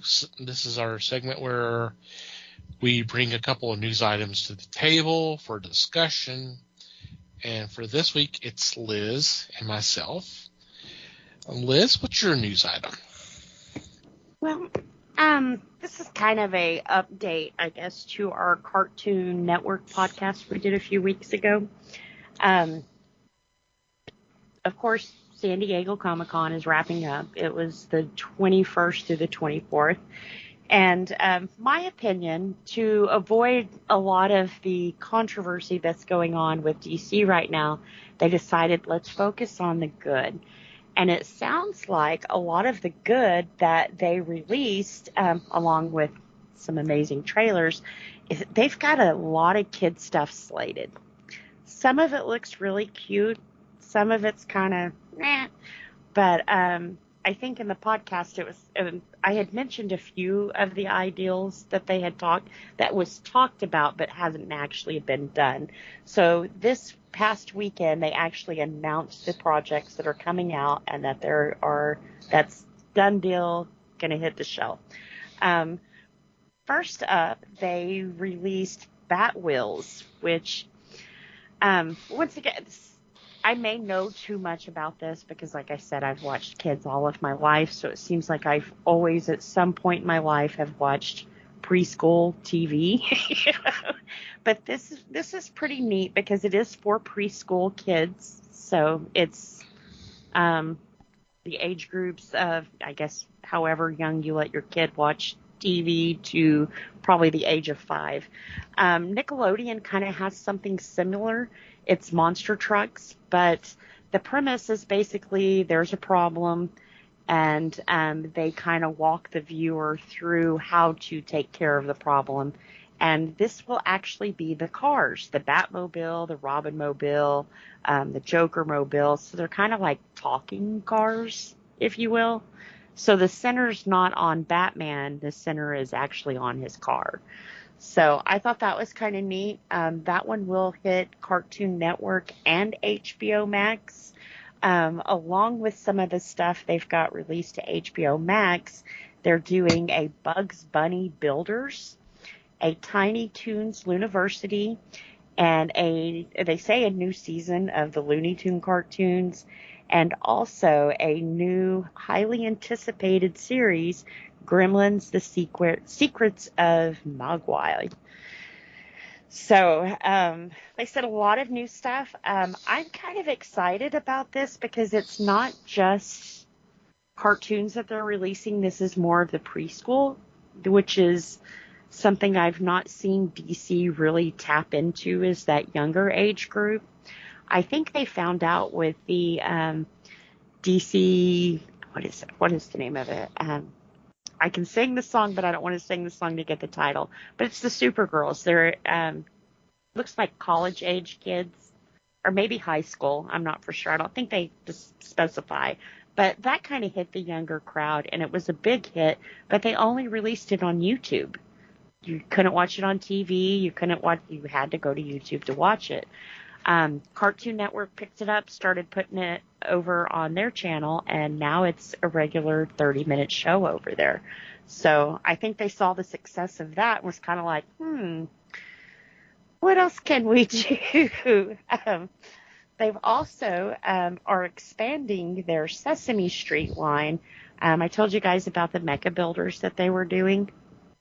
Not only are they going to do that, there is going to be a crossover with them, and I guess they go back to Sesame Street because it's, what did they call it? Muppetverse, which Muppetverse is basically expanded Sesame Street. So that'll be kind of cute too. We'll get to see Bert and Ernie, some of the older ones that we hadn't seen. So I don't know. I think with some of the stuff they're pulling out of their ass here, it's actually going to maybe pull Cartoon Network out of this slump that they've been into. Kind of looks to they're padding their HBO Max streaming service quite a bit. And not only that, with the panel, they just released it's called DC Multiverse, which is a new, I believe it's a mobile game that they've put out, which is going to have, Scooby-Doo. I think I've heard the Iron Giant's supposed to be in it. But, of course, San Diego for the Comic-Con they had, where you get a special character that you can download and that kind of thing. Well, I was overhearing the kids, and the character they got was Batman. So they're released one of the biggest characters on this game. But like I said, most of what they're releasing is for kids. They did release some good movie trailers too, but it seemed to be the main thing that they were pushing this year was kids, were the kids. So I don't know. Or do you think, like I said, was this a distraction from what's going on? Because some of the movies that they released, or they put trailers out for, going to be late this year, next year? Mm-hmm. Later this year, definitely. Yeah.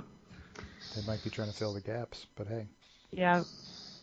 Because they've got two that wasn't really even talked about at Comic-Con, which is The Flash and Aquaman 2. That's supposed to be out any time now. So Flash is supposed to be June of next year. I think Aquaman's supposed to be later this year. Yeah. Yeah. But those were kind of tight-lipped. No. But I kind of heard it was kind of a weird atmosphere at Comic-Con this year anyways. A lot of what was going on at Oni and Lion Gate kind of made its ugly head pop up there too. Lion Forge, there, Lion Gate's games. Had my head in games still. But yeah, so that's That was kind of. Well, I mean, maybe a redirect towards a younger audience would do DC some good in general, Yeah. I think so, yeah. Well, and they've also talked about this is one I forgot, a Tom and Jerry cartoon coming out. Now, it's not going to be your normal Tom and Jerry. It's going to be kind of like what I was telling you guys with here's a problem, let's work the kids out on how to solve it. And they said even teaching them ABCs and 1, 2, 3s. Tom and Jerry. So it's kind of like, huh. I know that they're wanting to introduce the older cartoons to the newer, and I'm all for that because to me, as Mimi who is watching Sesame Street for 20 some odd years, it is kind of nice when they throw something different in there,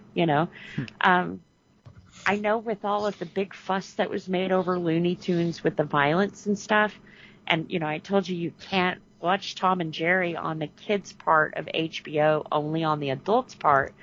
So I guess, once again, this was kind of their solution to that. Well, let's give them a kids' show, but let's make it an educational kids' show. So I like that the focus not only is on cartoons and kids' stuff, but it's educational stuff. So, yep. And like I said, patting both channels equally. So look, good stuff if they actually stick to it. I do know I put the trailer for the Batwheels over on our Discord, and I think it comes out in September. So that's already slated, ready to go. And then they said, of course, that Teen Titans Go will renew, We Baby Bears will renew, and Craig of the Creek will also, which is their populars right now. So yeah, I said kind of a different tone for DC this year for sure. Good for them. Yep. Yeah. I think in the long run it helps. Or they're like, what age group is not wanting to take our heads off right now? Let's cater to them. We like them. Could just be a self-preservation move, and that's okay too. Yeah. Well, I will say there's big money in kids. I mean, big money. You walk into Walmart and just look at their toy aisle, and that should tell you how important toys and stuff is. Because you say it's aisles. It's multiple aisles of toys. You have more toys aisles in Walmart than you do automotive. Yep. And then there's stuff separate from the toy aisles that they push toys at you too, and caps and seasonal. And so I think it's a smart move, but it's also a good move to put these older guys out there and go, hey, these are cool too, Right. Yep. A little bit of new content for some cartoons that haven't seen the light of day in a while. Why not? Yep. Sounds good. And it's worked for Disney. They took like Muppet Babies. That's been running on Disney now for 7-8 years. Wow. So kids like it, And it's basically taking something good you had and how do we make it preschool? Nice. So yeah, like I said, I was impressed with the announcements for sure. Okay. For me, my article is involving Netflix, as if they have not done enough stuff here recently. Back on, I guess this was, let me get the date here. Well, I guess it was going to be on the 19th. Co-CEO Reed Hastings started a pre-recorded second quarter earnings interview and basically boldly said that by 2032, linear TV would be dead. He's basically predicting the end of cable and satellite TV by 2032. that would be basically be replaced by streaming services. And I thought, okay, that's bold. I don't see it being completely dead by 2032. Because there's in linear TV also, and they don't mention it in an article.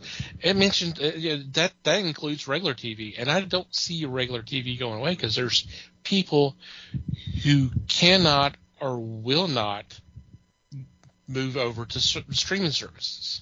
Right, they don't have internet access or whatever. They don't have internet access. They don't have the funds either. I mean, and I've talked about it before. It's like, about in my particular case, am I really going to sign up for 5 or 6 different streaming services so I can see a couple of shows here and a couple of shows there and all that? It's like come on, that's. As long as you're spending less, yeah. Liz is laughing I because feel she attacked. does. But yeah, she's feeling called out right now. But yeah, Hey, I mean, if you're happy and you can afford it, that's great. Right. But still, Liz, your deal is you have the TV on 20 hours a day at your house for various reasons. I do. Clap your hands. Well, that turns them all off is the problem. But yeah. and I Yeah, I mean, my attitude. Go ahead. I was gonna say my attitude with that is if there's 4 streaming services that you're gonna pay for to watch 1 or 2 shows each on them, if you're paying less for that than you were for cable, then you're winning. Even if you're not watching any more TV than you were. So, I mean, why not? Except I also think that if Netflix is going to talk shit like that, then Netflix needs to be out there reinforcing and bolstering the internet so that you get close to 100% global coverage so that you can get rid of, if you're really going to try to run broadcast and cable TV out of off the planet, basically, you got to be prepared to give people what they need to replace it. Yeah. And I'm willing to bet that Netflix is not planning on doing that. Oh, hell no. Well, I mean, there are people who are trying to do that. YouTube has like YouTube TV, and it's all fine and good if you want to watch things that how do I put this? You can watch your local channels, but it's not your local channels, if that makes sense. Like, you can watch So You Think You Can Dance, and Do You Want to Be a Millionaire, but you can't watch your local news, which is what honestly has kept us with cable, because I want to be able to watch my local news, and nobody has been able to offer anything affordable that you can watch your local news on a streaming service. Liz, I'll let you know a little secret. Go down to Walmart and spend $20 on an antenna and attach it to your TV. You can watch all the local news you want. Yeah. Right. It's $20. Yes. Kid you not. And then there's also a few cable channels, though, that don't have streaming services yet that we kept up with. Like I said, having kids in the house, it always has to be Boomerang and Cartoon Network. Well, some of the stuff you can watch on Cartoon Network streaming app, but the newer things, or Saturdays they have marathons, or certain days of the week or whatever, none of that is ever offered on their streaming service. Mm-hmm. So it would be nice if what they were doing on their cable service, they were also doing on their streaming service. But they don't want to do it that way yet. Yeah, they don't want to do that because they want you to do both. Yep. Yeah. Which people wind up doing. We'll watch Disney Channel on the regular TV all day long, but then sometimes she wants to watch a certain show, and that's when the streaming services are nice. Yeah. But I personally, I would cut my streaming services before I cut my cable TV. When bad storms kick in and everything else, it's my internet that goes out first, not my TV. So, you know. Again, with the antenna, you don't have that problem. Right. But like I said, with YouTube, they'll give you your local channels, but it's like $90 a month for YouTube TV. Who wants to pay that? Well, you do that with your cable services. That's why you'll stick over here. Actually cheaper with your cable service, you know. So it's kind of like, what's the point? Mm-hmm. So instead, you can get like YouTube Premium for, I think it's $7 a month, and it's everything they offer but the TV channel. So it's like, I got that on TV. So yeah, like I said, I don't see them ever affordably offering what you can get from cable in a streaming service. But some TV companies are using streaming service now for their cable, which is what weirdly enough, that's what AT&T is doing, which sometimes sucks. Yeah. Just kind of waiting for that. Yeah, it does. The main living room where the box is, not a problem, always fine. But the rooms you have to use a Roku or some kind of Fire Stick or whatever, and that kind of sucks. Yeah. But when this first popped up and I started reading this, I was like, dude, you guys are resting on your laurels as one of the early pioneers of streaming services. Yeah. They're banking on their name. You've literally done nothing to improve things. Now everybody else is doing the same damn thing, and you're feeling the effects of that. So by 2032, Netflix may be gone. Mm-hmm. Mm-hmm. I see that more than cable being gone. Yeah, they'll be gone first. I said, I can't see the death of TV or cable TV in the near future. In the near future, years, right? No, because for the reasons we already mentioned, it's just not available for some people. More convenient. And yeah, so. Well, that's half the problem I have. You want to watch something and flip through everything, can't find it, blah blah blah blah. So, cable, it's all in one place. Mm-hmm. And with on demand on cable now, they're getting pretty close to streaming themselves. Yeah. Right. Yeah, they're keeping up with it all probably better than Netflix is at this point. Yeah. Yeah. So we'll see who's dead in 10 years. Yeah. Netflix got comfortable. The companies they were going to for content, like HBO and Showtime and all of them, are now doing their own thing. Yeah. They don't need Netflix anymore. So Netflix has to depend on their original content, which some of it has been really good and some of it's just been crap, Yeah. I think the best thing Netflix did was get a hold of Jason Blum and bring him in for his Blumhouse movies. But, Stranger Things is wrapping up this year. And in a separate article, they're talking about looking for their own franchise to kind of boost, like a Star Wars or a Harry Potter, and in the comments I was reading, it's like, well, you had one in Stranger Things, but you didn't do shit with it. Yeah. And now it's gone. So good luck. Yep. They didn't think outside of 5 years. Because they don't, because it costs money to think outside of 5 years. Yep. Well, look what Kirkman did. He did. And that's why, look how long Walking Dead lasted, He kind of got it easy. Well, I won't say easy. He had a lot of material put down before he started the show, though. So exactly. So he was going to be fine if it lasted 2 years, and he was going to be fine if it lasted 10 years. He was just basically, he had himself set up to where he was going to be fine no matter what happened. Mm-hmm. And that's not the position Netflix is in. No. Netflix is and they have gotten a hold of some good authors, but that's kind of like Sweet Tooth. that was really good. I loved it. But now it's been like almost a year since it came out, and there's not even talks of when the second season is about to hit again. How many people are going to stay interested that long for you to get your shit together? Honestly, know? I thought it was canceled. See, and that sucks. I don't know if it is or not. Yeah. It's just there's been no talk about it, so I assume it's. Well, they said it was greenlit for season 2, and they talked about what was going to happen in it. And I think I saw set pictures, but other than that, there's no release date, no nothing.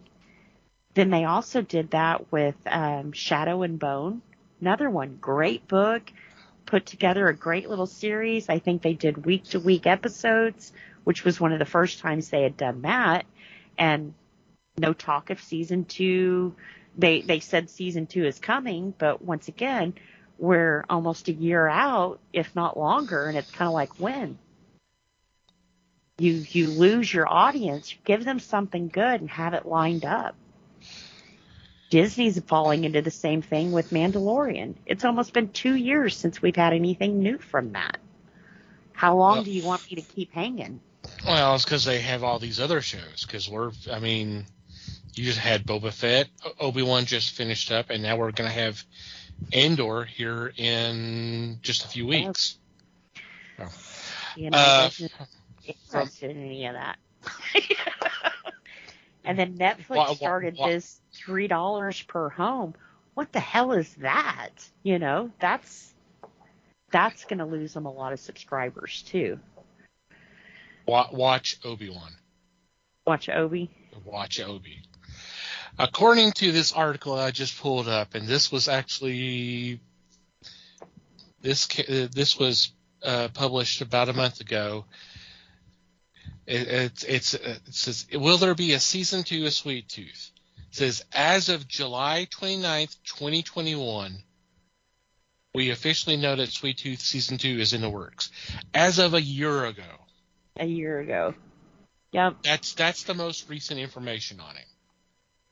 And then once production starts, it's going to take, another year before they put it out? So it's kind of like... Okay, the next thing is... when does it start filming? According to a report from What's on Netflix, Sweet Tooth Season 2 was scheduled to begin filming early 2022 and end in June 2022. So,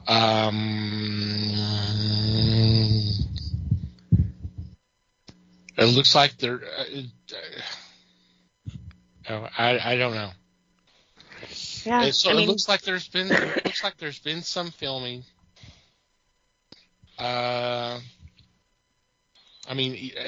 recently as last month, there was some footage that was posted online of them on set. So maybe that's what I saw.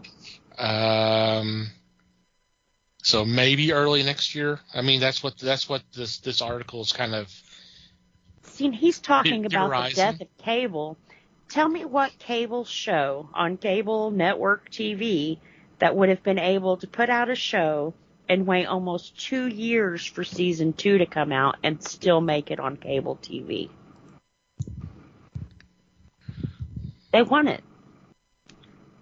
I was going to say, is this a trick question? You're right.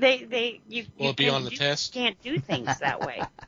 Even with COVID, look at how the TV show scrambled to make things work to where, yes, there was an interruption, but there wasn't that much of an interruption, Things either ended quickly or was a couple of months delayed in starting, but it wasn't years between seasons. They made it work quickly.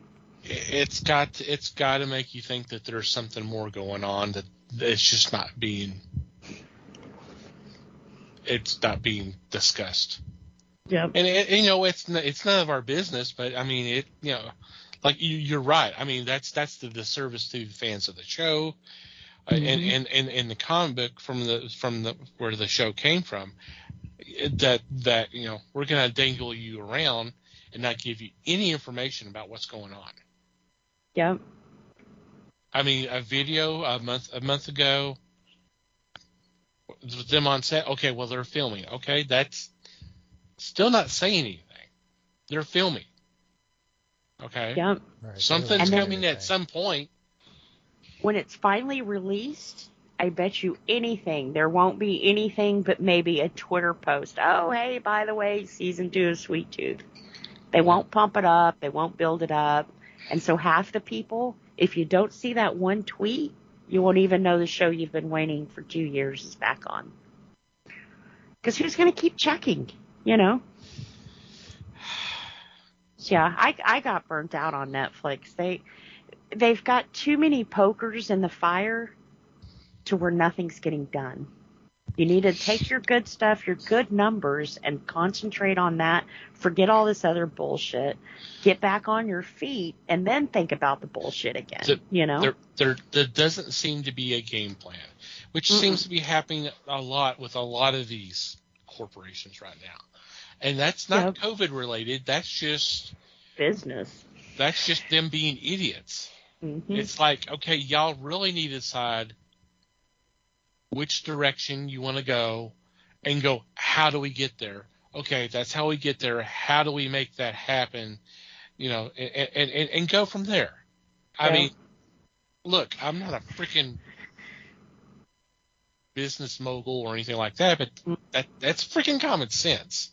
It is. It's just like anything in life. 101. Okay, how do I get this accomplished? Well, I need to do this. Well, how do you do that? Well, I need to do this. You know, it's common sense. Yeah. You know, that there's not a lot of that in the world. See, it could have been different for Netflix. When Warner Brothers was looking at making HBO a streaming service, they were kind of like, how do we do this? They went to Netflix. Let us work with you. Let us see how you're doing this so we can do our thing. And Netflix told them no. Disney, same thing. Told Disney, no, we don't. Disney didn't even want to buy them. Just let us work with you. You know, we'll help you out and you help us out. No, didn't want to do that. So they said, okay. They made, found a way to make it work. And both of them came out swinging and put a big dent in Netflix to where if Netflix would have played ball to begin with, they could be swinging right now, you know? They'd be rolling that Disney money. Yeah, big time. Instead, Hulu is, because Hulu was like, hell yeah, Disney wants to work with us, come on. And now Hulu's one of the more popular streaming services, one of the more cheaper streaming services too. Netflix is almost $20 a month now. It's not worth it. They keep raising the prices and they don't give you anything for it. And now if you work away from your home and you want to watch TV, that's an extra $3. Or they get you for password sharing. So it's kind of like, wow, it's no longer, and they encouraged you to do that when they first came out, so it's kind of, yeah, I think he predicted his own death there. Not cable. He saw the name wrong. It was Netflix. Either that or he's so far up his own ass he can't see that he's the one on the chopping block, not Netflix. He smoked the wrong stuff. And it's so funny how, because, they were predicting they would lose about 2 million subscribers. And then they come out and say, well, you know what? It was only, 970,000. And it's like, that's still close to 1 million. And they're like, oh, well, that's so much better. And it's like, well, not really. It's still kind of bad. Yeah. Well, because now you got to think, someone else has your 1 million subscribers, And you've pissed them off so bad. How many of them are coming back? Get them back? Yeah. There's no way. Especially offering the same old that you've been doing, Yeah, if they don't change anything or improve anything, then yeah. Didn't they sign something with Millar World? Wasn't they supposed to do something with that? Yeah. And never did. Somewhere along the line, yeah. I hadn't heard anything in a while, but that doesn't mean that's the other thing. They sure did go out and sign up a lot of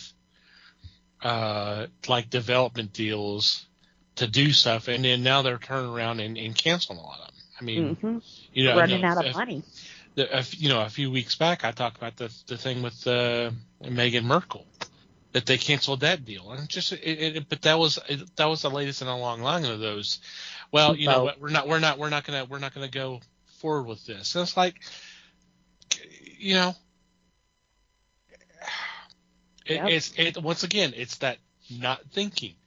It's like, we need to concentrate on a certain number of projects that we want to go with. Mm-hmm. Make it happen. Don't just go, okay, you get a contract, you get a deal, you get a deal, you get a deal, you get a deal. Well, I'm sorry, we're taking those back. I'm sorry. Yep. Oh, we're picking that show up. How many have they said that to and they didn't? Yeah. So. See, I think that's part of it. They're running out of money. Well, that kind of happens when you lose 1 million subscribers. Yeah. And then turn around and penalize a lot of the other ones because they're yeah. Yep. All right. Les, did you have any thoughts on the matter, or are you even awake, or? Oh, I'm here. They're just playing. They're playing with other people's money. It's like gambling. So they're not worried. They may fall flat on their faces, but they're not worried because they've got backing as it is, and that's all they look for. Even if they shut down tomorrow, they still got their big padded bonuses they took. They'll be fine. Oh yeah. Oh yeah, the bigwigs will be fine. Yeah. Mm-hmm. But that's almost with any corporation. Yep. No. Take care of the big dogs first. Mm-hmm. All right. Any special shout-outs or mentions this week? Actually, yes. Okay. I'm going to be a downer, though. We kind of sort of... Well, I think we've sort of started doing this on Discord, so we don't do it as much on the show anymore, but this one was important. Because we found out this morning, I guess it was, that definite favorite of the show, David Warner, passed away. Yeah, that hurt to wake up to see that. Yeah, big time. That was rough. He was a really damn good actor. Played a lot of really interesting roles, and was, from all the reports that I've heard, a class act all the way around. Mm-hmm. Yeah, so it was. He will definitely be missed around here, and in a lot of places. Yeah. Yeah, that one really hurt when I read that this morning. All right, any other ones? No. Just the other day, I saw where Torian Black passed away. Torian Black was an actor featured on Hill Street Blues, among others. Oh, wow. Yeah. I liked that show. I did too. And it struck me hard because I thought his was one of the better characters. Yep. Yeah, for sure.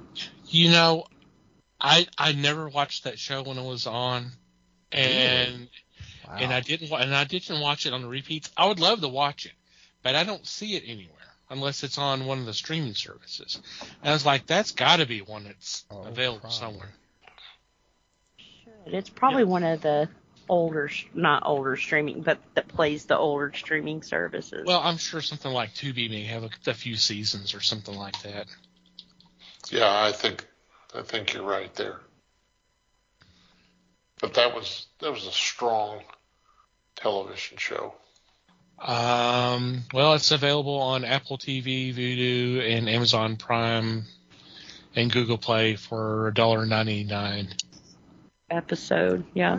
I might check Peacock. I mean, I don't know anything, but. Well, I mean, yeah, I'm sure. I hadn't really looked into that hard, but it just, yeah, that was just one of them I did not get into. There's some of those older cop shows. I would, believe it or not, don't laugh. Cagney and Lacey. That was one of them I didn't watch back then. Cagney tonight. I didn't watch it back in the day, but that's one of them I wouldn't mind checking out now. Okay. I mean, I hadn't. So. We liked cop shows. Maybe that's where my true crime came from. Well, and there's always been cop shows on TV too. Yeah. Mm-hmm. Some form or another. Always. Same just, that and medical dramas. Oh, yeah. Yeah. There's a million of them. Some of them are really good. And westerns. Mm-hmm. Okay, Cagney and Lacey is on Pluto. Oh, there you go. Oh, you mentioned medical shows. Hill Street Blues on Peacock or Paramount. Huh, okay. It was just a thought. Trapper John, MD. Mm-hmm. That wouldn't Quincy? Be one I wouldn't mind watching. Now, Quincy's on. I'm trying to remember where Quincy is on. I just hadn't got into it yet. But, yeah, some of these I wouldn't mind definitely checking out. So. Mm-hmm. Sorry, I didn't mean to derail us, but... Oh, no. No. Those are some good shows. Why not? Mm-hmm. We've been doing it all night long. Yeah, good point. All right, well, let's go ahead and go on to our regular shout-outs. First off, we want to thank Pop Goes the Culture Podcast Network for allowing us to be a part of a group of great podcasts. Definitely check them out. There'll be a link in the show notes. I also want you to check out the fine men and women who have been so gracious as to spread the word of the fellowship by retweeting our tweets. The fine folks of Potter and Family. The best way to check them out is to go to Twitter and do a search, hashtag Potter and Family, one word. Just scroll through and whatever catches your eye. Please click on that link and download that episode, and we hope you have a great time listening to them. We also want to thank Manny the Martyr for supplying music to our podcast. There's a link in our show notes where you can check out their fine music. Thank you guys, as always. And last but certainly not least, thank you, dear listener, for downloading and listening to today's episode. We do appreciate your support, and we value your feedback. Any questions, comments, suggestions, complaints, observations, what have you, please send them our way. And there are several ways you can do that.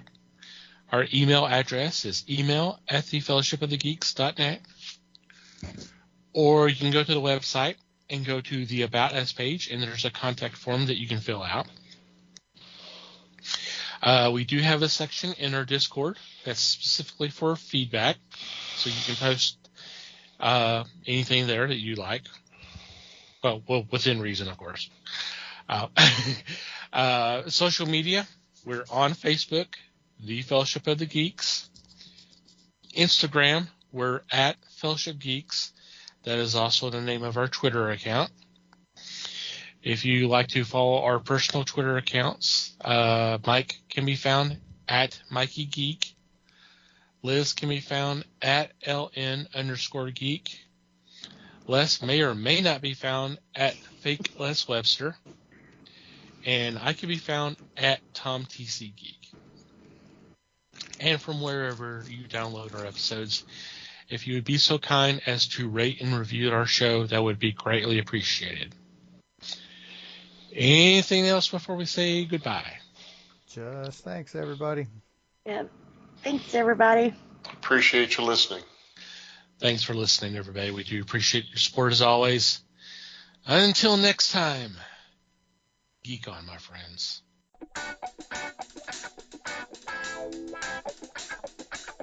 We thank you for listening to the show. Comments, suggestions, and questions can be sent to email@thefellowshipofthegeeks.net. You can follow us on Facebook at The Fellowship of the Geeks and on Twitter at Fellowship Geeks. Until next time,